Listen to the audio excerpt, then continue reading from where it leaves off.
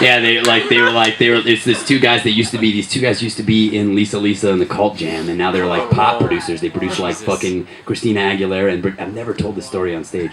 But I'm so close to where it all happened. I feel like I need to tell the story. I've never played a show so close to this. And they came by BAM, like, which was like, it still is an amazing skate spot, still an incredible spot to go skateboarding. And like they came by like and they were like, "Do you guys know any white rappers?" Like these two fucking black dudes in a BMW convertible just rolled up on a bunch of skateboarders and like, "You know any white rappers?" And they were like, "Yeah, we know one." And I freestyled for them over the phone, like, "Hey, we want you to come out to our studio." And their studio's in Bed-Stuy, and this is before all you white people started moving into Bed-Stuy.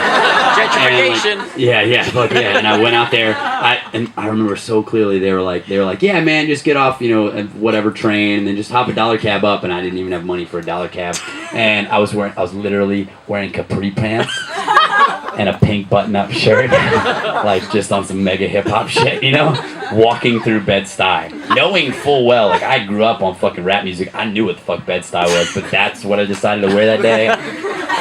I don't fucking know. And I remember walking through at like 3 o'clock in the afternoon. I have a very vivid memory of looking over and seeing this fucking Acura, this beautiful Acura, back when an Acura was a cool thing for a rapper to have. That puts a year on the situation. And I remember seeing this Acura with fucking rims and beautiful tint and everything and chromed out. And I was like, man, noticing and being like, that's a nice looking Acura. And I went into their basement and I fucking hung out for like 5 hours. And me and Apathy freestyled and they played me this song. And they were like, "This song is going to be about your car." I was like, "I don't have a car." And they were like, "Well, it'll be about a car." And they were like, "Yeah, we're thinking we're going to have like hot bitches on stage in cages that you can spray with water." And I was like, "All right, I'm pretty scared of regular bitches." And they were like, "Hey man," and they were like, "Do you want to do it? Do you want to do it?" And Apathy was already signed out for it, and I was like, "Nah, I gotta think about it. Give me like 2 days to think about it." And I wanted to talk to my brother, I wanted to talk to my family, and I just wanted to mull it over. And I remember like leaving, walking through Bed-Stuy, and it's like sun is setting, summertime in Bed-Stuy, the weather's really nice, like all these kids out playing basketball, but it's still motherfucking Bed-Stuy. And I remember walking past that Acura. This is fucking true, I swear to God. Walking past that Acura that I had seen like 5 hours before, and it is now smoldering. Like fucking totally burnt to the ground, tires melted, smoldering fucking wreckage. And nobody around it is like crying, like I lost my Acura. There's little kids just shooting hoops, like ain't no big deal. Like, nah, it's okay. Kiki's fucking Acura got burnt up, like no big whoop. And I'm just like, okay, let's go. I remember an old guy sitting on the porch and just being like, what the fuck is that guy? What's that gay guy doing here? So fucking confused. I confused all of Bed-Stuy for a day.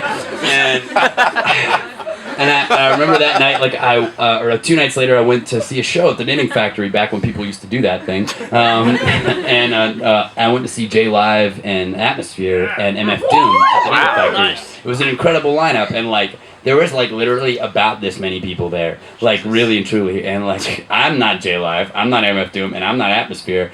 There should have been a lot more people there. And MF Doom put on a terrible show, as he always does, which is fantastic. And J Live was amazing, and Atmosphere was Atmosphere. And then Bahamadia got up for about in Science of Life. And it was all of these rappers that I fucking worshipped all through my youth. We're all there. They were all hanging out and rapping and just jumping on people's verses and freestyling and shit. And I remember seeing that and being like, this is what I want to do. This is what I want to do. I don't want to spray hot bitches with water. I don't want to own a car. I don't want to rap about a car. I don't want to do that. And I called him up the next day and I was like, nah, man, sorry. I always still every once in a while get real drunk and Google for 2 tears in a bucket with see if anything ever came of it. And I wrote Apathy once, and Apathy is an amazing rapper, an amazingly fantastic technical rapper from Connecticut, New York. He's a great rapper. And I wrote him once a long time ago, when MySpace was just popping off, and you could write people on MySpace and they would talk to you. And I wrote him, I was like, hey, what's up, man? How you doing? And he's like, oh man, I haven't talked to you forever. And I was like, whatever happened to 2 tears in a bucket? And he never responded after that. And I never heard from him again, and I always like talking about it because he's a fucking super New York ass rapper, and I kind of sort of throwing people like that under the bus, which means I'm probably gonna get beat up the next time I'm in Connecticut, but whatever. Everybody's got to get beat up in Connecticut, right? So that's my story of fucking Brooklyn. I fucking love that I get to play here right now. This has been really cool for me. Yeah, and I'm really glad that I'm not up here spraying hot bitches with water.